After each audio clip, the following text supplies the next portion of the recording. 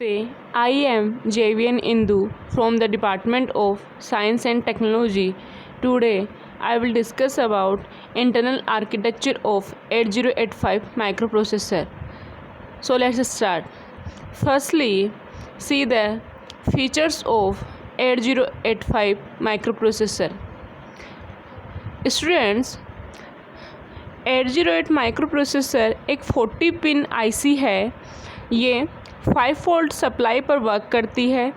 इसके different versions में इसकी स्पीड डिफरेंट है, लाइक 3 मेगाहर्ट्ज़, 5 मेगाहर्ट्ज़ और 6 मेगाहर्ट्ज़। ये एक 8 बिट प्रोसेसर है। इट मीन्स ये 8 बिट के सारे ऑपरेशंस परफॉर्म कर सकता है। ये 8 बिट रीड कर सकता है, 8 बिट राइट कर सकता है। Therefore it has 8 data lines. In other words, we can say that the word length of 808 microprocessor is 8 bit. It has 16 address lines. It means maximum memory जो हम इस IC से कनेक्ट कर सकते हैं उसका साइज है 64 kilobyte. It means 2 to the power 16।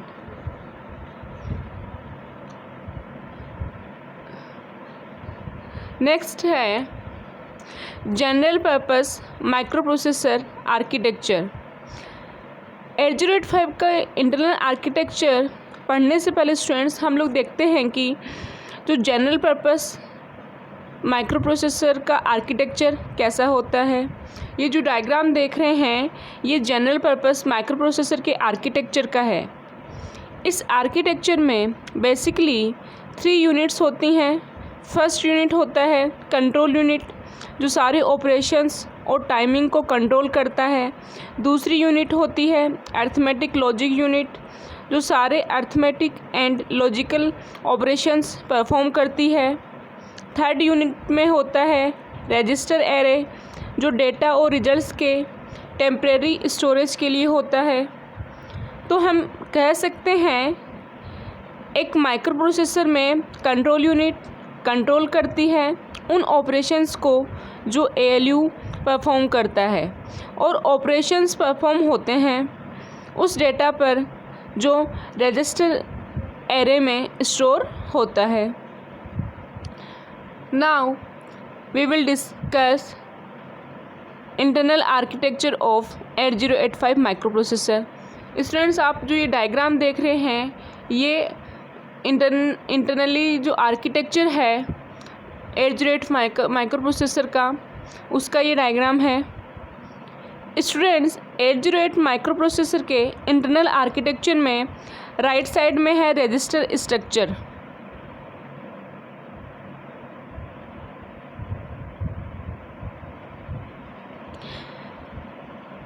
उसके बाद नीचे की तरफ है timing and control unit. Timing and control unit बहुत सारे सिग्नल्स जनरेट कर रही है और कुछ सिग्नल एक्सेप्ट भी कर रही है। स्टूडेंट्स, ये यूनिट कंट्रोल सिग्नल्स में जनरेट करती है। रीड बार, राइट बार, ALE, रीड बार, राइट बार यूज होते हैं रीडिंग और राइटिंग ऑपरेशंस में मेमोरी और इनपुट आउटपुट के साथ कम्युनिकेट करने के लिए। ये एज कंट्रोल सिग्नल यूज होते हैं। फिर है S0, S1 और इनपुट आउटपुट मेमोरी बार। ये स्टेटस सिग्नल्स हैं। ये माइक्रोप्रोसेसर का स्टेटस बताते हैं क्या ऑपरेशन परफॉर्म करना है। Microprocessor DMA data transfer support करता है। Direct memory access data transfer उसके लिए जो सिग्नल्स इसमें हैं होल्ड इनपुट सिग्नल है और होल्ड एक्नॉलेजमेंट इसका आउटपुट सिग्नल है। रीसेट सिग्नल और क्लॉक सिग्नल भी 8085 के कंट्रोल यूनिट से ही जनरेट होते हैं। क्लॉक इनपुट होता है, रीसेट इन बार इनपुट होता है, reset out, clock out as output signal microprocessor देता है। फिर कंट्रोल यूनिट पर रेडी सिग्नल भी इनपुट होता है। रेडी सिग्नल आते ही माइक्रो प्रोसेसर वेट स्टेट में चला जाता है। ये सिग्नल यूज करते हैं पेरिफेरल डिवाइस से माइक्रो प्रोसेसर से कम्युनिकेट करने के लिए। इसके बाद है इंस्ट्रक्शन रजिस्टर, जो सारे इंस्ट्रक्शंस को स्टोर करता है और उसको इंस्ट्रक्शन डिकोडर को देता है। इंस्ट्रक्शन डिकोडर इंस्ट्रक्शन को डिकोड करता है। इट मीन्स इंस्ट्रक्शन से देखता है कि ALU पे क्या ऑपरेशन परफॉर्म करना है और वो ALU को सिग्नल भेजता है for particular operation. Arithmetic logic unit जो है वो एक्यूमुलेटर और टेम्पररी रजिस्टर में जो डेटा स्टोर है उस पर ऑपरेशन करती है। रिजल्ट को एक्यूमुलेटर में स्टोर करती है और रिजल्ट के हिसाब से फ्लैग रजिस्टर को मॉडिफाई करती है, अपडेट करती है या चेंज करती है। दो एडिशनल ब्लॉक्स हैं, इंटरप्ट्स कंट्रोल और serial control. Interrupt control use होता है इंटरप्ट्स के लिए, सीरियल IO यूज होता है सीरियल कम्युनिकेशन के लिए। इसके बाद है एड्रेस बफर और डेटा बफर। एड्रेस बफर और data buffer basically address lines और डेटा लाइंस प्रोवाइड करते हैं कम्युनिकेशन के लिए। फिर है एक 8 बिट इंटरनल डेटा बस जिससे इसके सारे ब्लॉक्स आपस में कम्युनिकेट करते हैं। स्टूडेंट अब देखते हैं रजिस्टर एरे। सबसे पहला रजिस्टर है एक्यूमुलेटर, जो कि ALU का एक पार्ट होता है। ये 8 बिट का रजिस्टर होता है।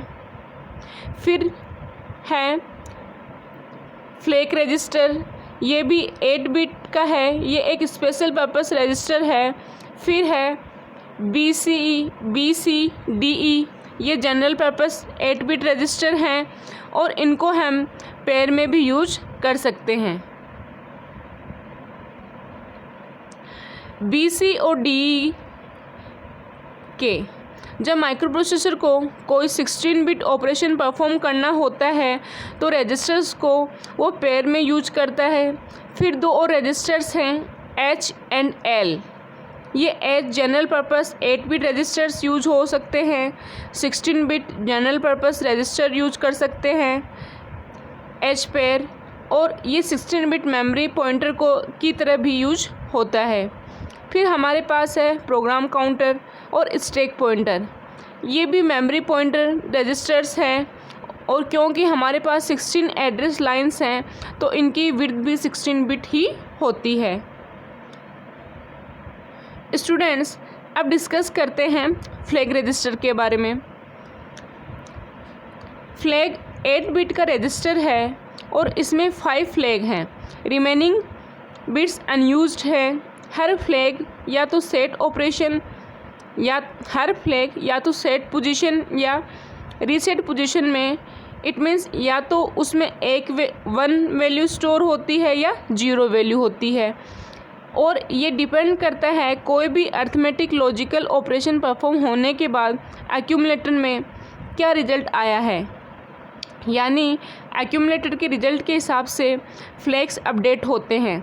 फर्स्ट है साइन फ्लैग, जिसको S से डिनोट किया है। जब भी एक्यूमुलेटर की D7 बिट 1 हो जाए तब साइन फ्लैग सेट हो जाता है। साइन फ्लैग D7 बिट पर ही है, लेकिन वो फ्लैग रजिस्टर के D7 बिट पर है। साइन फ्लैग यूज होता है साइंड ऑपरेशन में।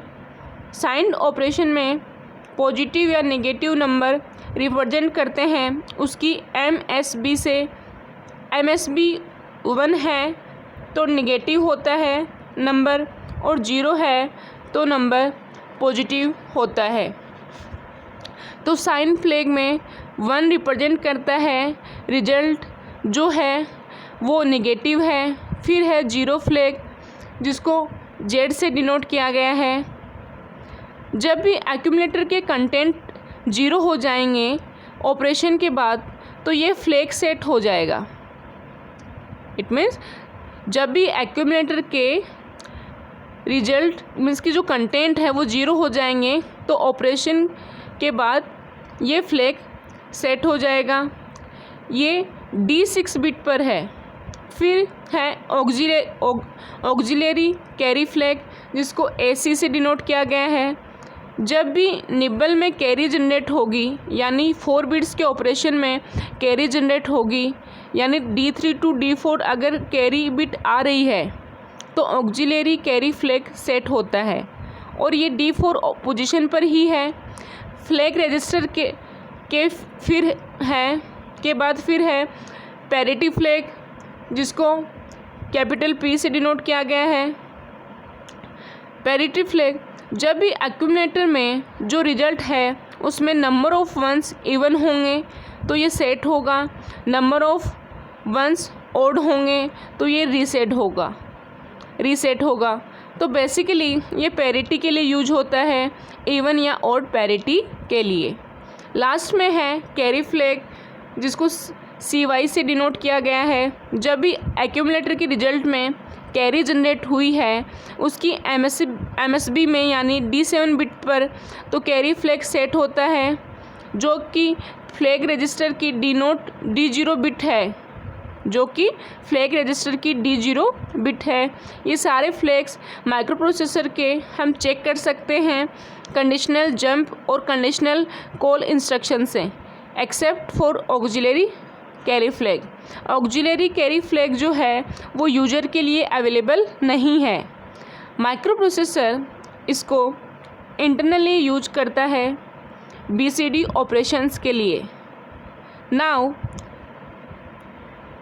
We will discuss memory pointer register, जिसमें सबसे पहले है HL। जैसा कि हम पढ़ चुके हैं, HL पेयर को हम एज जनरल पर्पस रजिस्टर भी यूज कर सकते हैं और मेमोरी पॉइंटर की तरह भी यूज करते हैं। जब HL पेयर मेमोरी पॉइंटर की तरह यूज होता है तो M रजिस्टर करके एक लेते हैं। M रजिस्टर डिनोट करता है HL पेयर में जो वैल्यू है उस एड्रेस के डेटा को। इसको एक एग्जाम्पल के थ्रू समझते हैं। हमने एग्जाम्पल में LXIH 4050H लिखा है, जिसका मतलब होता है HL पेयर के कंटेंट हो गए 4050H। अब हम कहीं भी इंस्ट्रक्शन में M यूज करेंगे, मूव इमीडिएट M32H, यानी मेमोरी में 32H डालो तो 32H जाएगा कहाँ? 32H जाएगा 4050 लोकेशन पे, HL में नहीं। HL में 4050 है, 4050 मेमोरी लोकेशन पे जाएगा 32H। अगर हम लिखें इंस्ट्रक्शन मूव A, हम कहीं भी M यूज करें तो M क्या डिनोट करेगा? M डिनोट करता है डेटा। कहाँ का डेटा? उस लोकेशन का डेटा जो HL पेयर में सेव्ड है। लोकेशन कहाँ सेव्ड है? HL पेयर में। और डेटा कहाँ? उस मेमोरी लोकेशन का डेटा। तो हम लिखते हैं मूव A, यानी M का डेटा A में आए तो कहाँ का डेटा A में आएगा? 4050 का डेटा A में आएगा। इस वक्त अगर उसमें 32H है तो एक्यूमुलेटर में 32H आ जाएगा। अब डिस्कस करते हैं प्रोग्राम काउंटर।